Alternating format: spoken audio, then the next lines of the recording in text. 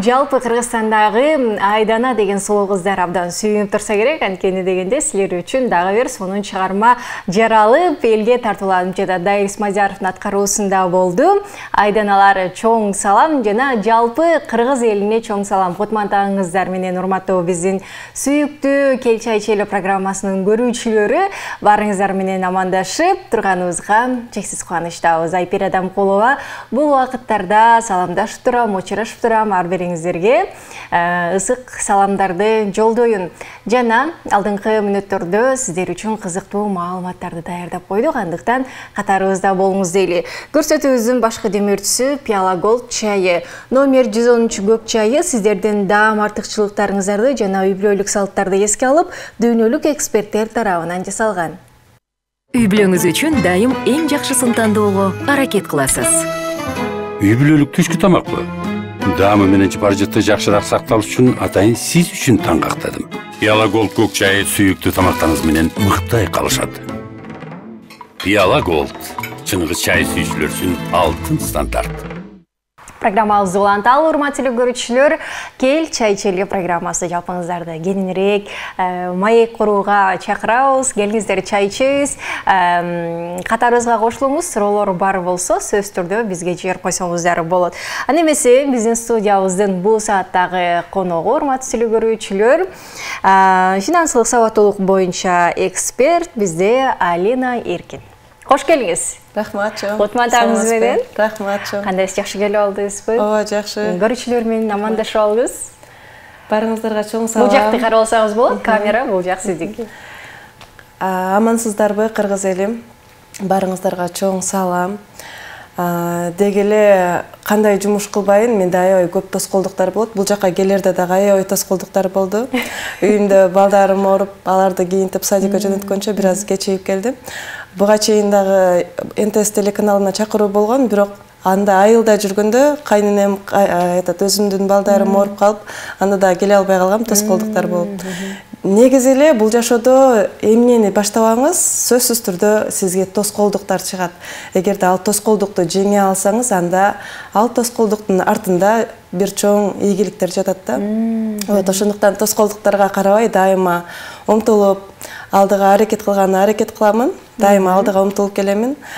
Бүгүн дагы тоскоолдуктар чыкканына карабастан, кечиксем дагы болбой келдим.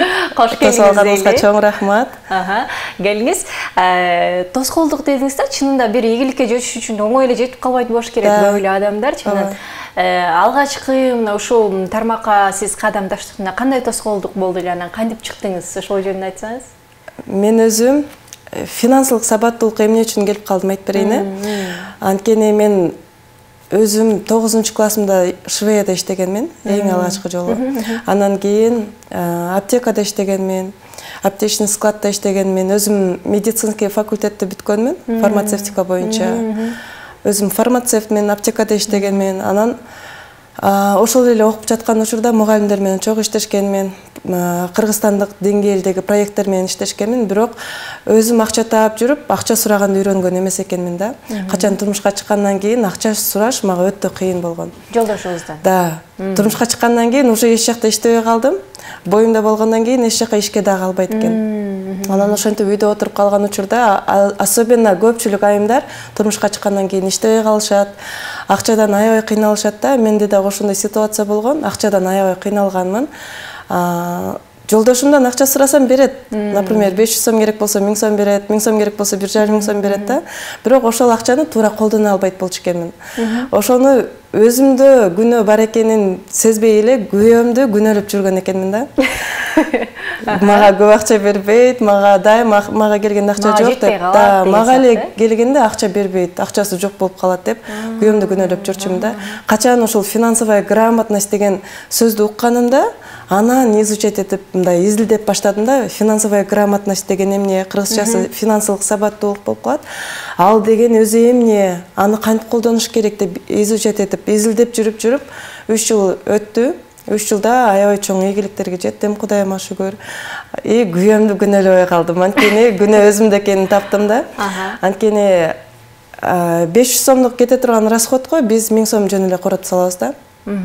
1000 сомдук кете турган расходторго биз 1,5 сом, 2 сом жаныбызда канча акча бар болсо баарын короп сала беребиз. Анткени финансылык сапаттуулукту билбейбиз, эмне керек экенин билбей эле көзүбүзгө жакшы көрүнгөн нерселерди ала беребиз да. Ошонун натыйжасында мен өзүм акчаны туура колдоно албай, финансылык сабаттуулук сөздү укканда эле мен артынан изучать этип, изилдеп, түшүп, өзүмдүн жашоомдо практика кылып жүрүп, өзүм эксперт болуп чыктым. Башка айымдарга үйрөтсөм, аларда да результаттар болду.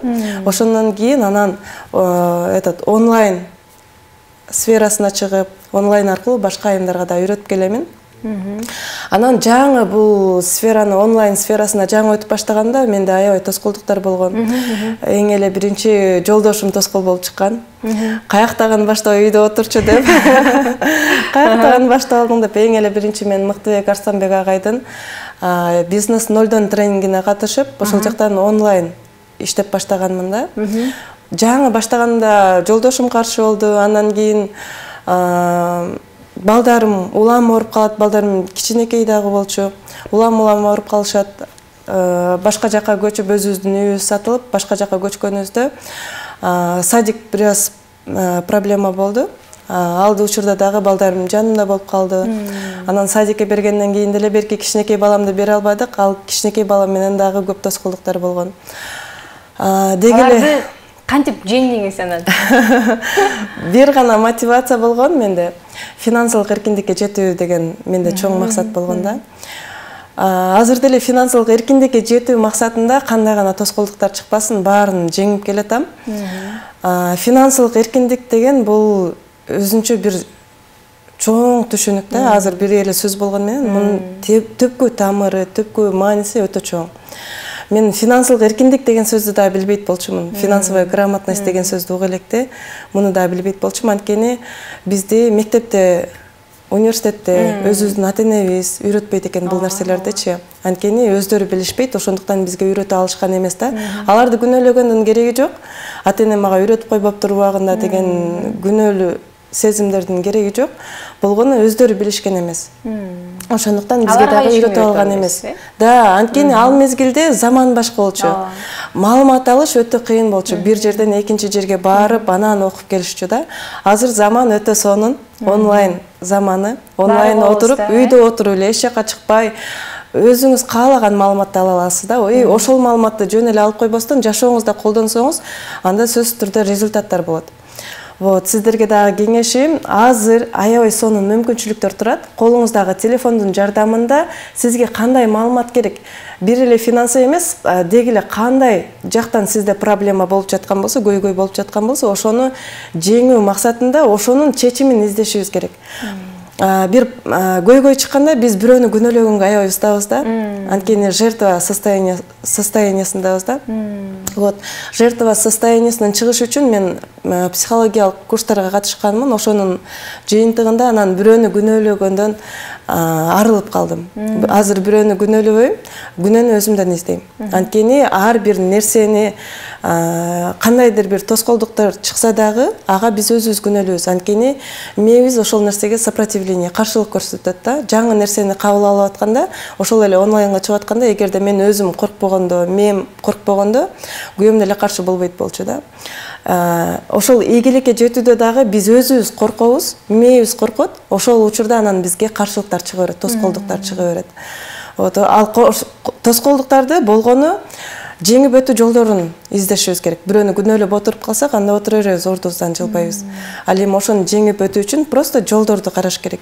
Кантип чыксам болот жолдон.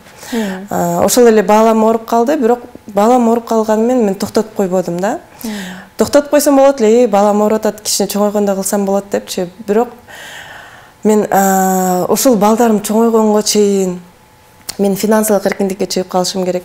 Балдарымды мен частный школаларга берип, алардын келечегин кең кылып чоңойткум келет. Аларды финансылык эркиндикте чоңойткум келет деген чоң максатым бар болгондугу үчүн мындай майда тоскоолдуктарды мындай көпчүлүк учурда жол таап чыгып кеткенге аракет кылам. Азыр сизди ушул үчүн дагы мындай эфирге чакырдым десем болот да. Социалдык тармактан көрүп калдым да. Сиз жөн гана окуу үчүн кайсыл бир насаатчыдан 1 жылга оку сатып алып турсуз да 1 миллион акчага. Аны көрүп мен аябай таң калдым бир четинен. Азыраак акчаларды окушубуз, окуп атат, ооба өзүнө салым кошуп атат деп ойлончубуз. Бирок 1 миллион берип 1 жыл мен окушум керек деп дагы алдыга умтулганыңыз бул абдан бир четинен сонун, бир четинен таң калыштуу болду да, биз үчүн кызыктуу болду. Демек, окууңузга эле 1 миллион акча салып атсаңыз, сизде акча көп окшойт, Бардыгы ушинтип ойлошу мүмкүн. Мунун акчасы ашып атат, анан кийин окууларга берип атат депчи, ашып калган акчаларын депчи. Чындыгына келгенде мындай эмес. Тескерисинче, ошол акчаны табыш үчүн биз мээбизге вложение кылышыбыз керек да, мээбизге салышыбыз керек. Если сиз дагы 1 миллион акча тапкыңыз келсе, анда сөзсүз түрдө эч жок дегенде 500 000 акча салышыңыз керек мээңизге. Ал эми ал акча азыр жок, бирок постепенно акырындык менен ошол акчаны тапса болот да. Ал эми ал акчаны табыш үчүн биз жөн эле телевизор көрүп отуруп, үйдө диванда чалкалап отуруп таба албайбыз да. Бизге сөзсүз түрдө жол көрсөтө турган, узун жолду кыска жол менен басып өтө турган насаатчы керек болот да. Вот ошондуктан, мисалы азыр менде 1 миллион сом жок болушу мүмкүн. Бирок ушул насаатчылыкка 1 миллион сом төлөп бара турган болсом, албетте муну мындай бөлүп төлөө менен алдым, 1 миллионду сразу төлөгөн жокмун. Бөлүп төлөө менен алдым. Азыр караңыз, менде 1 миллион жок, бирок насаатчылыкка 1 миллион сом төлөймүн деп ошол акчаны табам. 1 миллион сомдун өзүн эмес, 2 миллион, 3 миллион табышым мүмкүн да. Бул жактан кандай десем, бул мээбизге кылган инвестиция. Ал эми инвестиция деген бул акчаны көбөйтүү. Сизге кайра акча алып келүүчү жакка жумшоо деген да. Сиз азыр кайсыл жакка акча жумшайсыз, ошол жактан кайра акча алуу деген. Если азыр мен 1 миллион сомго машина алып алсам болмок, Ооба. Бирок ал машина мага пассив болот. Анткени машинаны алдым, 1 миллион сомдун өзүнө эле жумшабастан, ал машинага ай сайын эч жок дегенде 30 000, 40 000 акча жумшап турам. Анткени бензин куюш керек, парковкага токтотсом, парковкага акча төлөшүм керек, автомойкага алып барып турушум керек. Жок дегенде бир жумада бир жолу. Мындан сырткары штраф. Если туура эмес айдап койсом, анда штраф төлөшүм керек болот. Жылына бир жолу налогун төлөшүм керек. Дагы майда чүйдө мындай расходдор да чыга берет. Анан бузулуп калса, крупныйраак СТОга төлөш керек болуп калат да. Вот көрдүңүзбү, эгерде мен азыр 1 миллион сомду машинага жумшап кое турган болсом, ал машина мага кайра акча алып келип бербейт. Наоборот, менден акча алып кете берет. Бул финансылык сабаттуулук боюнча карай турган болсоңуз, менин жумшаган акчам анда туура болот. Анткени ал 1 миллион сом кайра мага 2 миллион сом болуп кайтат да. Ал эми мен 1 миллион сомду машинага жумшасам, наоборот, ал мага кайра 1 миллион сом алып келбейт. Наоборот, айына 30 000, 40 000 алып кетет. Вот, ошондуктан бул акчаны туура колдонууну билип алсак, анда биздин киришибиз көбөйө берет. Мен ошол акчаны туура колдонгонду билгендиктен 1 миллион сом экенине карабастан ошол насаатчылыкка бардым. Анткени ал жактан 100% мен кайра 2 эсе кылып чыгара алам да. 1 миллион салдымбы, демек 2 миллион кылып чыгара аламын. Ошондуктан 1 миллион сомдун көзүнө карабастан насаатчылыкка бардым. Мына ушундай, урматтуу көрүүчүлөр, абдан сонун кылып түшүндүрүп берип атасыз. Кантип, эмне кылыш керек, кантип барды. Сиздерге дагы кызык болсо, бизге суроолорду жиберсеңиздер болот. Урматтуу көрүүчүлөр, 0508 400 100 номери аркылуу WhatsApp'тан жазыңыздар. Суроолор болсо, биз болсо жооп алып бергенге аракет кылалы. Азыр болсо, сиздер үчүн жакшы бир музыкалык чыгарма болсун. Кабыл алыңыздар, андан кийин улантабыз.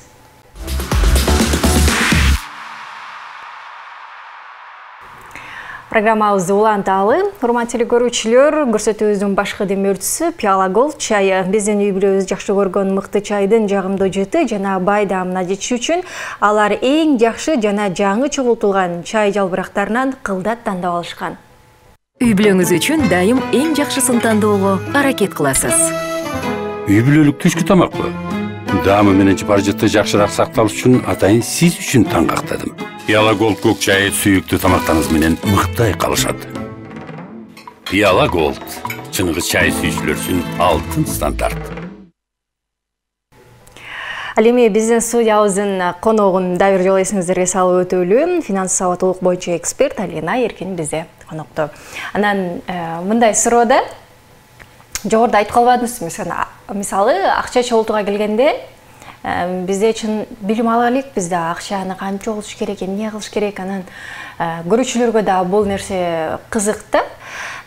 Мисалы биз тойлорго барабыз, ал жака сөзсүз түрдө азыр күз мезгилинде жок дегенде бир жумада бир жолу тойго барып атабыз, ал жака кошумча деген бериш керек, анан кийиниш керек, боёнуш керек, жана башка абдан көп да. Мунун баары ушундай чыгаша болуп эсептелинеби? Негизи Кыргызда эми тойго барбасак же элден чыгып калабызбы? Ушул жагын айтып бериңизчи, эмне кылыш керек?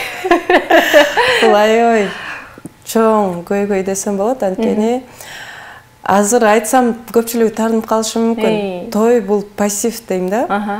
Анткени азыр көрдүңүз, тойдун өзү пассив, тойдун ээлерине да пассив, тойго баргандарга да пассив.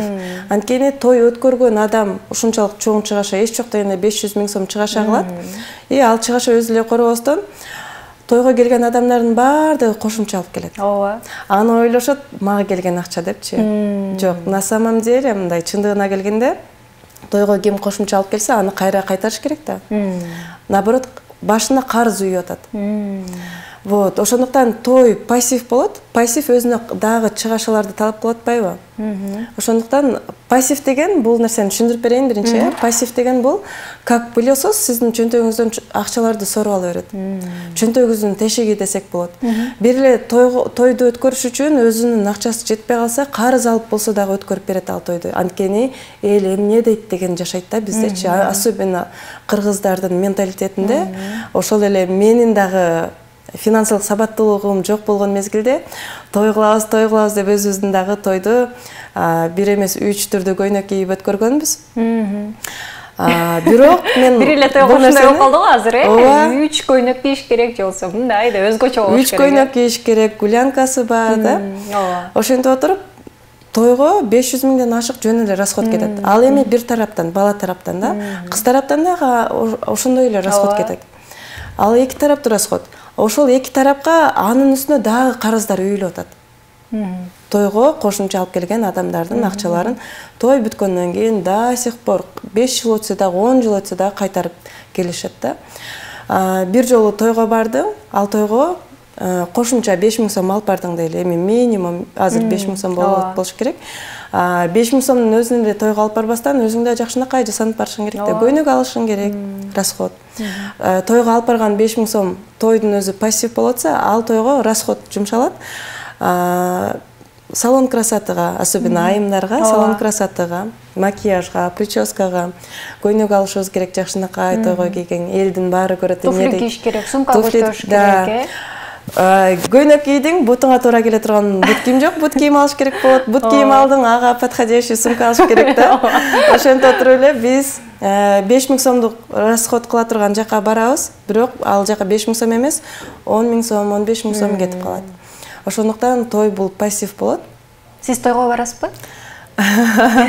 Турмушка чыккандан бери өкүл апа болуп бардык 14 февралда ушул жылы. Андан бери бир жолу эле бардым окшойт. Кыз кезимде өзүмдүн курбуларымдын тойлоруна барчумун. Ал жака ал мезгилде мен өзүм чач жасаганды билем, макияж кылганды, мындай билинбеген макияж кылам, ошондуктан үйдөн эле макияж кылып көп расход кылчу эмесмин, бирок тойлорго барчумун курбуларымдын. Бирок азыркы учурда көп тойлорго бара элекмин. Туугандар эмне деп атышат? Кандай кабыл алышат сизди? Да, өзүмдүн бир туугандарым, анан тайэжемдер тойлордун өткөрүштү, бирок барбай калдым. Айрым себептер болду. Анан пассив деп кабыл алганым үчүн көп бара бербейм тойлорго. Мен бир эле мен барбасам, анда ошончо элдин алдында мен барбаганым билинбей деле калат болуш керек деп ойлойм. Бирок кези келгенде, эгерде финансылык сабаттуулукту түшүнгөндө, анан өзү деле мындай тарынбай калат болуш керек. Эгерде азыр тарынып аткан болсо. Эфирден айтып койсуз. Ооба. Например, азыр мен ошол эле туугандарыма аябай жакшы көрүнүп, мени жакшы адам деп ойлоп калсын деп, ага жагынам деп 5 000 эмес 10 000 алып барып койсом, кайра эле эртең мен той өткөрүп кала турган болсом, анда кайра эле мага 10 000, даже 10 000ден ашыгыраак алып келишип. 10 000ден ашыгыраак алып келем деп, 10 000 эмес 20 000 расход кылат да. Өзүнө эле кайра плюс болот мен барбаганым. Вот ошондуктан мен барбай эле койгонду туура көрөм. Эгерде аябай мындай бергим келип аткан болсо, анда өзүм барбастан кошумчасын эле берип койсом болот. Аны дагы белек катары кайра кайтарбай турган кылып бериш керек да. Азыркы учурда көпчүлүгү тойго баргандар жазып алышат. Мага бул мынча алып келди, мага бул мындай алып келди. Кайра бериш керек деген эле нерсе да. Пылесос алып келди, холодильник алып келди, же болбосо свет алып келди деп баарын жазып алышат. Анан кийин ошол той болгондо кайра кайтарышым керек деп. Анан той болгондо кайра кайтарышат да. Анан ошол мезгилде уже акча инфляцияга учурап кетет дагы. Например, 5 жыл мурун 5000 алып келген болсо, 10 жылдан кийин, 5 жылдан кийин ал 5000 сомдой күчү жоголот да, 5000 сомго жарабай калат. Ошол кезде 5000 сомго бир нерсе буюм алып келген болсо, кайра ошол нерсени 5000 сомго сатып алайын десең, уже жок. Ал бага сатып ала албайсың. Уже 8000 сом же 10000 сом болуп калган болот да. Анткени акча инфляцияга учурай берет. Вот, той өткөргөн адамдарга дагы минус, и тойго барган адамдарга дагы минус болуп. Ошондуктан пассив болуп калат. Түшүнүктүү. Азыр эл арасында ушундай айтылган сөз бар эмеспи? Азыр акчанын күчү жок, анан берекеси жок. Мурда болсо мынча эле сомго мынча тыйынга эле алчубуз, аябай көпкө жетчү деп айтышат го. Анан финансылык сабаттуулук тармакта, мисалы, билим алгандан кийин ушул ой туура деп айтылабы же жөн гана бул мындай, кандай десек, жооп катары эле айта берген сөзүбүзбү, мындай шылтоо дейм да бул сөз.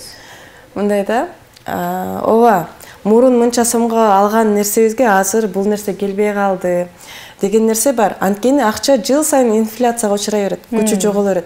Мына көпчүлүк учурда бир эле мен майды мисал келтиремин. Алейна майын мен ушул нерсени көп жаттап калыптырмын да. Бирок өзүңүздөрдүн жашооңуздарда эстеп көрсөңүздөр, мындай учурлар көп кездешет. И бир эле жылдын эсебинен эстеп көрсөңүздөр, карантинге чейин 95 сомго 1 литр алейна майын алчумун да. Карантинден кийин уже 95 сомго азыр 1 литр май таппайбыз да. 130 сом, 160 сом, 170 сом, 190 сомго чейин чыгып кеткен. Көрдүңүздөр, ошол эле мисалды тетиги СССР убагында келтирсек болот. 1 сомго мен мороженое алып жечүмүн. Мектепке баратканда, же болбосо келатканда 1 сомго мороженое алчумун. Азыр 1 сомго мороженое таба алабызбы? Вот. Бул инфляция деп коет. Бул финансылык сабаттуулук жаатта инфляция бул акчанын күчү жоголгондугу. Ошол эле продуктлардын кымбаттап кеткени, ошол эле валюталардын көтөрүлүп кеткени, ошол эле кийим кече, деги эле бул жашоодо колдоно турган эмне болбосун, баардыгынын көтөрүлүп атканы бул инфляция. Акчанын күчү жоголгондугу.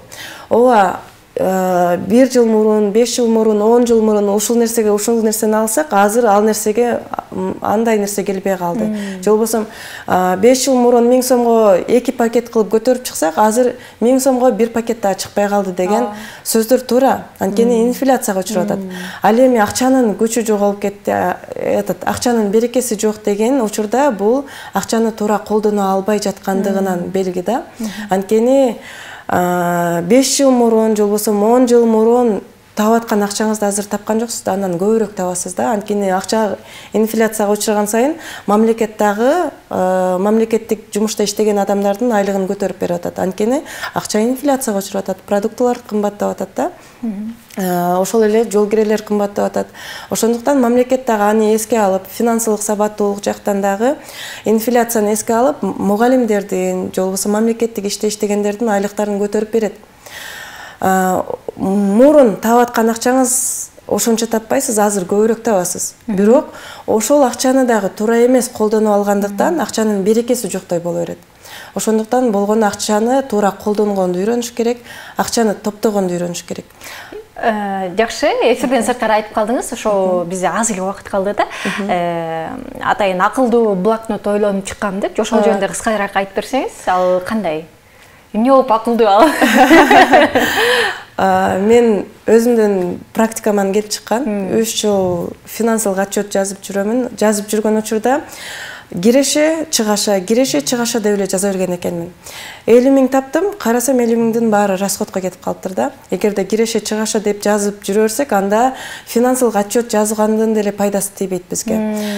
Мен кантип жазсам, ошол финансылык отчеттун жардамында мен результат ала алам деген мээме вопрос бергенде, анан ар кандай системалар чыгып баштады да. Ошол системаларды улам түшүрүп жазып атып, анан бир системаны таап чыктым.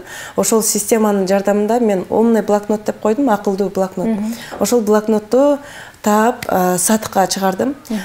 Өзү биринчи өзүм эле чыгарып алайын дегем, бирок мага окшогон айымдар көп болуш керек деп, бир чыгарганда 10 штук чыгарсам, 10 штуктун баары бир күндө эле сатылып кетти да. Анан ошол блокнотту алган адамдар мындай оң отзывдар менен бөлүшүп, Алина айым ушул блокнотуңуздун жардамында мен жолдошум мурда деле акча берчү, ошол акчаны туура колдонуп баштадым. Ошол эле жолдошум берип аткан акчаларды активге жумшап баштадым. Ошол эле жолдошум берип аткан акчаларды топтоп баштадым деп отзывдарды бергенде, анан мен ыраазы болуп, анан ошол блокнотту көбүрөөк чыгарып, ар бир чыгарганымда 10дон чыгарам, бирок 10 чыгарган блокнотум тез эле кайра сатылып кетет да. Даже чыгара электе уже заказдар болуп, ордулар, ээлер чыгып калат. Ал эми умный блокнот, менде 3 түрдүү блокнот бар. Үйдө отурган, же болбосо айлыкка иштеген айымдарга арналган блокнот 1000 сом турат. Именно бизнеси барларга, жеке бизнес болобу, салонный мастер болобу, же товар сатабы, мына ушул инфобизнесте болобу, бизнеси барларга арналган блокнотто уже бизнесин анализ кылганды үйрөнөт ал жакта. Ал блокнот 1800 сом. Ал эми чоң товарный бизнесмен алектенгендерге 3000 сомдук блокнотторум бар. Демек бөлүнөт экенде, аябай сонун нерсе окшойт. Эмне дейсиз? Убактыбыз тилекке каршы аягына чыгып калды. Сизге чоң рахмат келгендигиңиз үчүн. Дагы да болсо ийгилик каалайбыз. Айымдарга мына ушундай бир сизди карап отуруп мен көп бир мотивация алдым десем болот. Башкаларга дагы ошол нерсе жетиштүү болсун дейле. Сизге чоң рахмат. Бүгүн Алина Эркин бизде конокто болду. Урматтуу телекөрүүчүлөр, эч кайда алыстабай туруңуздар.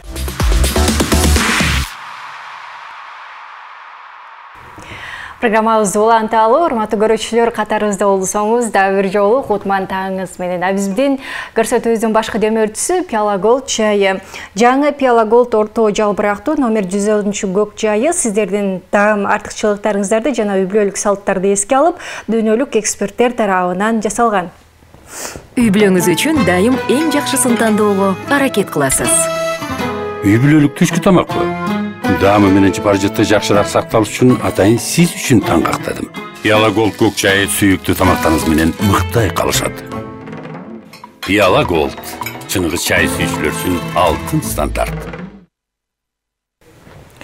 Биз болсо кийинки коногубузду тосуп алууга даярбыз. Биздин студиябызды көркө бөлөп келип калган биздин коногубуз Маржан жана Камбаркан тобунун солисткасы Эльмира Тажиева бизде конокто. Кош келиңиз, кутман таңыңыз менен. Кутман таңыңыздар. Таң эрте суп-суусуз го. Сиздер үчүн. Тура калып эле жасанып, сонун көйлөктөр кийип баштайсызбы? Ооба. Күнүгө? Күнүгө. Саат 8 баштап эле ушундай окшойсуз, э? Ооба, эртең менен туруп эле ошо бир сыра өзүмө карап, балдарды садикке таштап жумушка өтөм. Эң сонун. Таңым ушинтип башталат күндө. Жакшы. Эл журту менен амандашып алыңыз анда. Саламатсыздарбы? Баарыңыздарга кутман таң каалаймын. Ошол студияда сиздер менен көрүшүп турганына кубанычтамын. Ошол кутман таңыңыздар менен. Кош келиңиз. Анда эмесе мына ушул таңды дагы да болсо жакшы бир маанайда уланталы, маектешели, ырдайлы дегендей. Келиңиз, азыркы учурда эмне менен алексиз, ырдап жүрөсүз, ооба көрүп атабыз социалдык тармактарда, чыгармачылыкта өзүңүздө кандай жаңылыктар? Азыркы учурда ошо Кыргыз улуттук филармониясында байма-бай концерттер болуп жатат, буюрса. 4-5 октябрда ошо ачылыш концертибизди бердик. Кыргыз улуттук филармониясы жалпы жамаатыбыз менен. Ошо концерт, саммит, ушундай иш-чаралар менен өтүп атат күнүбүз азыркы учурда. Чыгармачылыгыңызда өзүңүздө? Өзүмдүн чыгармачылыгымда аракет кылып жатам, жаңы чыгармаларды жаздырып, элге тартуулап. Азыр ушул жаңы костюм, жаңы ыр деп эле ушинтип эле жүрөбүз. Биздин негизги эмебиз ушундай. Жакшы. Мисалы, филармонияда канчалаган ырчылар бар, Ооба. Ошолордун арасында чогуу ырдоо, чогуу жүрүү бир кезде сиздин бир кыялыңыз болсо керек, Албетте, филармонияга кирем филармониянын өзүнө кириш кандай? Кирүү канчалык эле кыйын, мындайча айтканда. Филармонияга кирүү менин ушул Чалагыз Исабаев атындагы Камбаркан фольклордук этнографиялык ансамблинин маэстросу Рысбек Жумаконов, Кыргыз Республикасынын эл артисти. Ошол агайым аркылуу келип калганмын. Ушундай жайдары, ушундай сонурдайсың, бизге солистка болбойсуңбу деп өзү алып кирип, өзү киргизген. Ушундай бактылуумун да. Азырга чейин ошону айтамын, агай, сиздин колдооңуз менен келип калдым филармонияга деп. Ошол Камбаркан ансамблинде солистка болуп ырдап келгениме аябай кубанам. Канча убакыт болду? 7-жылым кетип жатат. 7-жылдан бери ырдап келе жатасыз. Ырдап келем, ооба. Кимдир бирөө үчүн сизге мисалы агайыңыз сунуштап берип калыптыр, кимдир бирөө үчүн бул дагы деле болсо кыял болсо керек, чоң ырчылар үчүн деле. Деп ойлойм, ооба. Эң сонун акыркы мезгилде бизде ушундай бир фонограмма жок, ырдаш керек деген нерсе чыкпады. Филармонияда башынан эле жандуу. Башынан эле жандуу болчу. Силер үчүн бул нерсе наоборот сүйүнүчтүү кабар болду окшойт. Сүйүнүчтүү болду, чындыгында ким кандай өзүнүн деңгээли кандай экенин ушул жандуу ырдаганда билинип калат да. Негизи филармония башынан бери эле жандуу ырдайбыз. Кээде мындай телеканалдарга барганда гана талап кылынбаса, фонограмма. Биз дайым эле жандуу ырдайбыз. Аны билесиздер сиздер. Ооба. Келиңиз анда биздин көрүүчүлөр ошол нерсени күтүп калды болуш керек. Бир сонун аткарып, колуңуз менен биздин көрүүчүлөрдүн баягы уйкусу ачылбай айткандар бар болсо ачалы.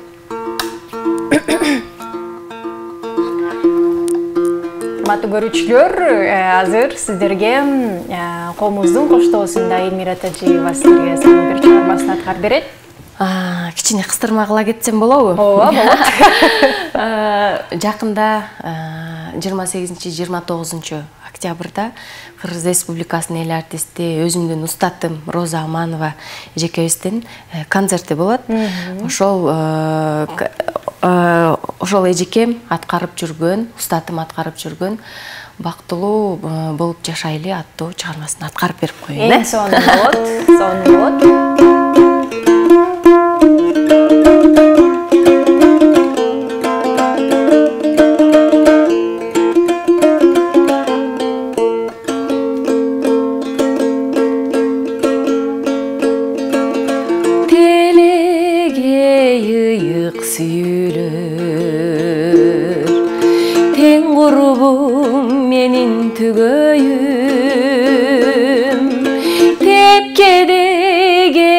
Арналган тек гана сага жүрөгүм, тепкеде кездең арналган тек гана сага жүрөгүм.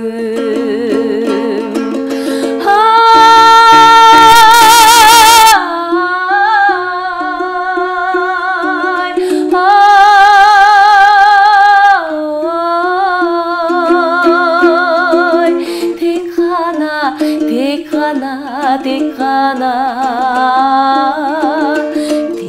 гана сага жүрөгүм.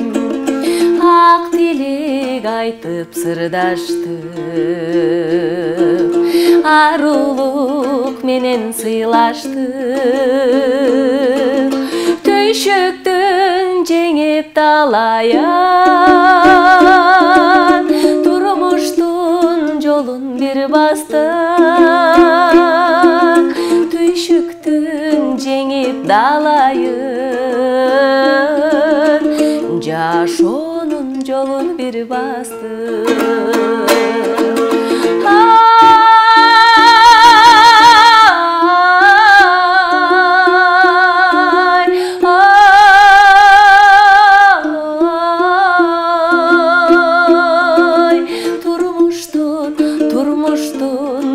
турмуштун жашоонун жолун бир бастым.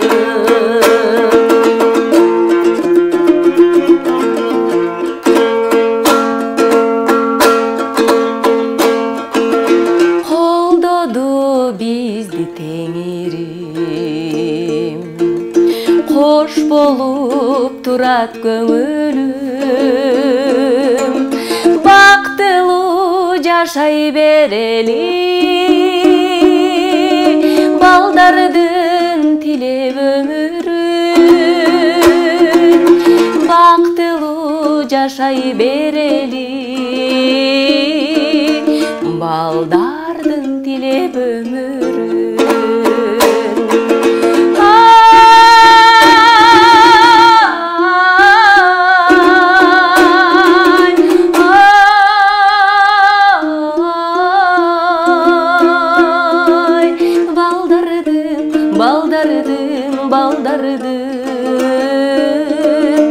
Балдардын тилеп өмүрүн, балдардын тилеп өмүрүн. Шеркен, бактылуу болуп жашайлы, урматтуу телекөрүүчүлөр, сиздер дагы катарыбызда болуңуз, сонун чыгармаларды сурансаңыздар болот. Болушунча аткарып бергенге биздин коногубуз аракет кылат, Элмира, айтсаңыз, чынында эле бактылуулугуңузду кайсы убакытта көп сезесиз?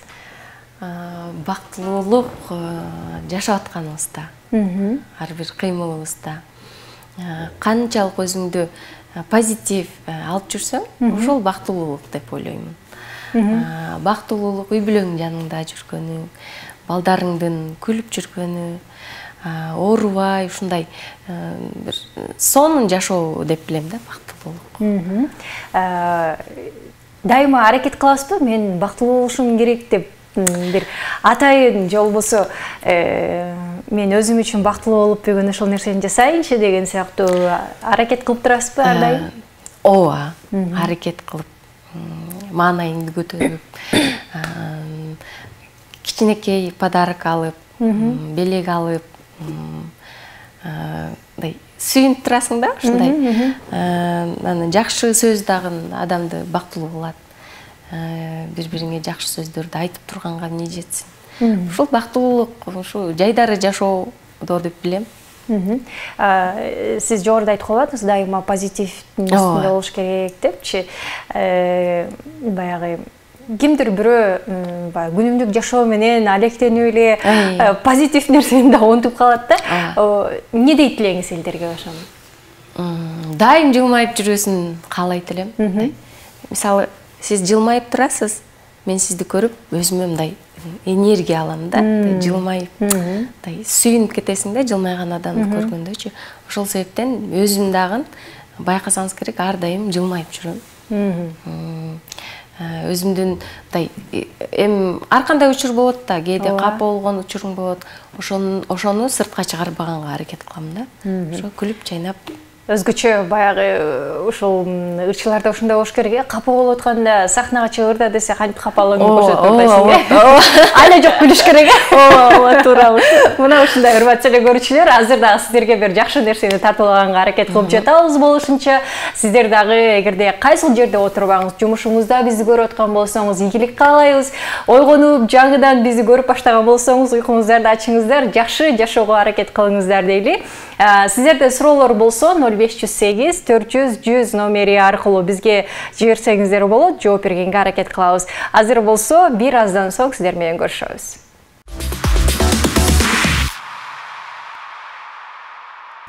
Программабызды улантабыз. Көрсөтүүбүздүн демөөрчүсү Пиала Голд чайы. Биздин үй бүлөбүз жакшы көргөн мыкты чайдын жагымдуу жыты жана бай даамына жетишүү үчүн алар эң жакшы жана жаңы чогултулган чай жалбырактарынан кылдат тандап алышкан.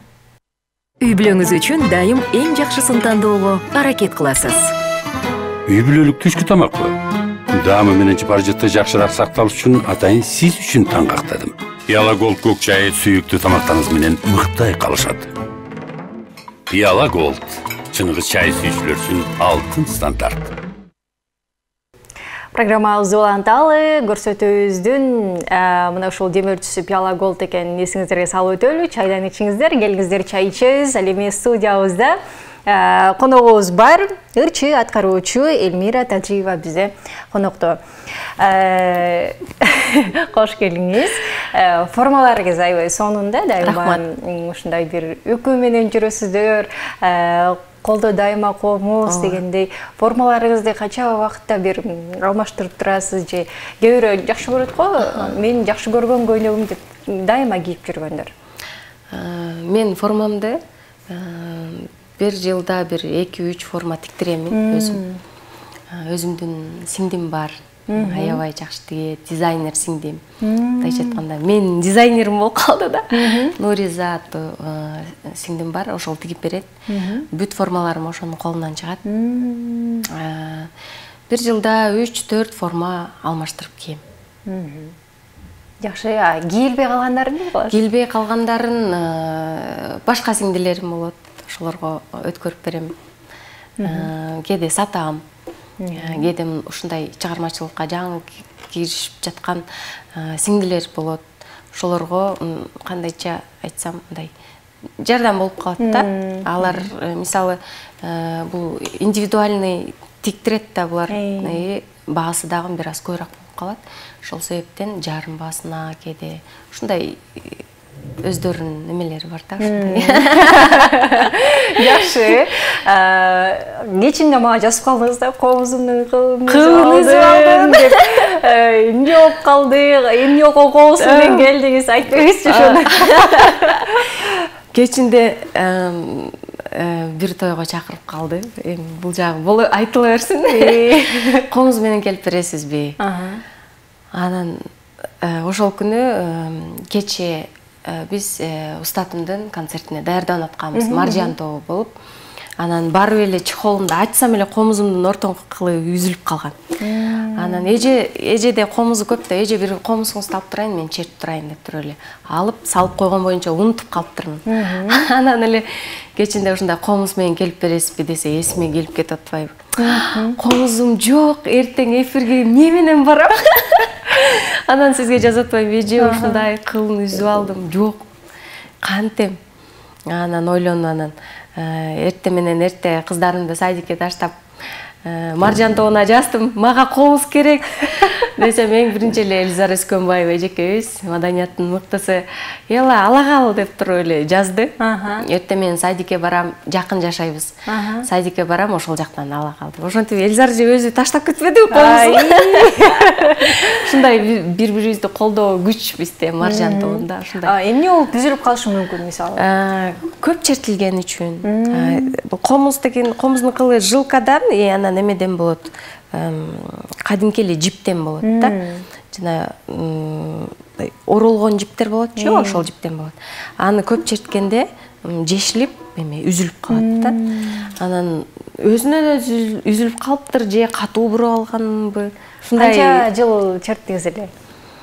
Бат-бат алмаштырып турат негизичи кылды. Жылканы алмаштырбасаң болот. А вот жиптен болгон кылдарды 3 айда бир алмаштырып турасың. Эгер көп чертсең, 1 айда бир ушундай. Жылка экөөнүн айырмасы барбы? Мына үн дабышынын чыкканында. Кылдар жылканы көбүнчө ырдаганда ырчылар колдонушат. Жип кылдарды болсо күйчүлөр коңурун чыгат кылдан. Жылкадан андай шаңкылдаган чыгат да. Жакшы, сонун маалымат болду биз үчүн. Келиңиз анда, бул эмнеден экен? Жылкадан бул. Анда ырчылардын да. Бизге да бир чыгарма болсун. Демесе ошо жакында өз репертуарыма кошкон, сиздер билген, тааныган Гүлзат Байзакова эжекемдин Эне тилеги аттуу өзү аткарып жүргөн чыгармасын мен аткарып берейин, Макул.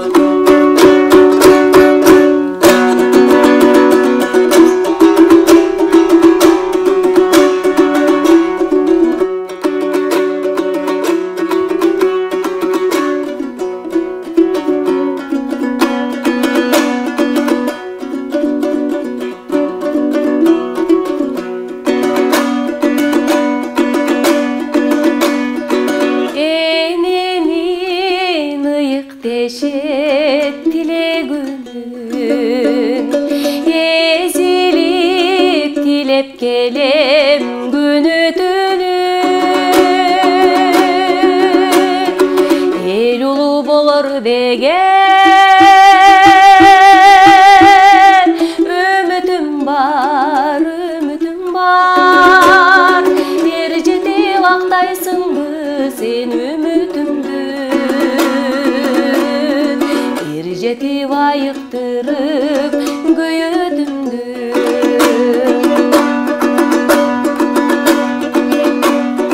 кубанчым кагылайын карегимсиң каныңдан жаралган бир данегимсиң мезгилсиз бул жашоодон өтүп кетсем калтырар бул дүйнөгө белегимсиң калтырар мурасымсың керегимсиң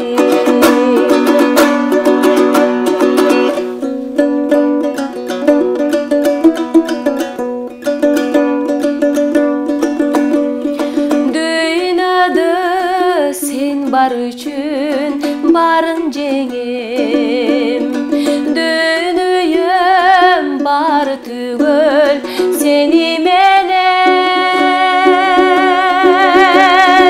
дүйнөдө теңдеши жок алтынымсың дүйнөдө сен бар үчүн жашап келем дүйнөдө сен бар үчүн жашай берем дүйнөдө теңдеши жок алтынымсың дүйнөдө сен бар үчүн жашап келем дүйнөдө сен бар үчүн жашай берем дүйнөдө сен бар үчүн жашай берем Бали, дүйнөдө кимдир бирөө үчүн жашап жүрөгүбүз толкундап сүйүп дүкүлдөп турганы бул кандай сонун урматтуу көрүүчүлөр. Бул сөздөр бир гана ырларда жазылбастан жашообузда дагы орун алсын дейли Эльмира Тажиеванын аткаруусунда болду сонун чыгарма. Чынында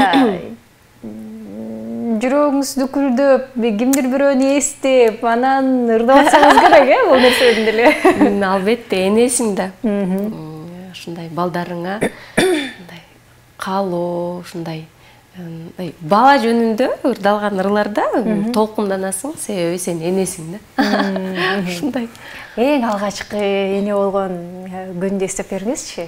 Эң алгачкы эне болгон күн башкача сезим болгон чындыгында. Ушундай кыйналып төрөгөн экен да апаларыбыз бизди. Ушундай жаны ачышып, кыйналып деп аябай ыраазы болуп апама ушинтип чоңойтуптур да деп ушундай балаңды карап эле ушундай өп жыттап, мындай жытына тойбой ошондой болгон Маралкамды, чоң кызымды төрөгөнүмдө. Же жаңы төрөгөн убакта мындай бир кыйналасың го, же баса албайсың, же балаңды жакшы кармай албайсың. Кыйын, эне болуш бир жагынан кыйын, бирок бир жагынан мындай башкача мындай кандай десем, башкача сезим болот да, мындай бактылуу сезим. Балаңды мындай кучактаганда эле бүт унутат экенсиң ошол кыйналгандарыңдычы. Ошол. Эң сонун кыздарыңыз жакынбы ырдаганга, бийлегенге? Ооба. Жакын, Атасы да, апасы да чыгармачылык чөйрөдө болгон үчүн алар кааласаң каалабасаң, үйрөтсөң үйрөтпөсөң ырдай беришет. Сулуктары аябай күчтүү, сулуктары. бир мисалы эшиктен кирип келдиңиз, бир ырдап атасыз. Мисалы кайсы тилде болбосун, кайсы мисалы түркчө ырдайсыңбы, азербайжанча ырдайсыңбы, кээде кыргызча, кээде ушинтип ырдаганда баарын уже сиңирип алат да кулагыначы, уже кайталап баштайт. Мисалы жаңыр жаздырганымда, эртеси күнү уже кыздарым ырдап берет да, ушундай. Жакшы. Күчтүү сыйыктар. Чыгармачыл адамдар көбүнесе мындай балдарын кайра ушул чыгармачылыкка келип эле койсунчу деп айткандарды көп угам да. Башка эле кесип тандасын, бул тармак оор, ырчы болуш оңой эмес деп айтышат го. Сиздер кандай карайсыздар? Мен өзү жактырган, өзү тандаган кесипти мен каршы эмесмин. Себеби бала, мисалы, канчалык, мисалы, сен врач бол, сен врач деген жакшы, ушундай деп айтканың менен жүрөгү башка жакты каалап атса, врач боло албайт да. Ошол себептен мындай буюрса дейин, буюрса чоңоюп студент болгон кезинде ошол өзү каалаган окуу жайга тапшыртам деп ойлойм. Ырчы болом десе деле мейли? Мейли, ооба. Мына ушундай ырчы болуш оңой эмес, Оңой эмес. Оңой эмес, кыска. Ошол эле учурда түйшүктүү, ырдап жүрсө эле көпчүлүк буларга эле жыргалышат. Жыргал, ушулардын жашоосу сонун. Ушуларга эле жыргап жүрүшөт. Той топурдан бери болбойт. Ушулар майрам үстүндө жүрүшөт. Жашоосу сонун деп, ага чейинки мындай стадияларды билишпейт. Мына ушундай арманыңызды айтып керек. Сизге чоң рахмат. Келип бергендигиңиз үчүн. Рахмат. Сонун ырларды аткарып бердиңиз. Жакшы маанай түздүңүз дегендей ырашчылык билдиребиз. Чыгармачылык ийгилик каалайбыз. Дагы да болсо эл кызматында ушинтип колуңузду көтөрүп алып, кылын үзбөй. Рахмат. Кызматыңызды кылып жүрөрүңүз дейли. Кымбаттуу телекөрүүчүлөр, бүгүн бизде конокто ырчы аткаруучу Маржан Камбаркан тоонун солисти Эльмира Тазжиева болду.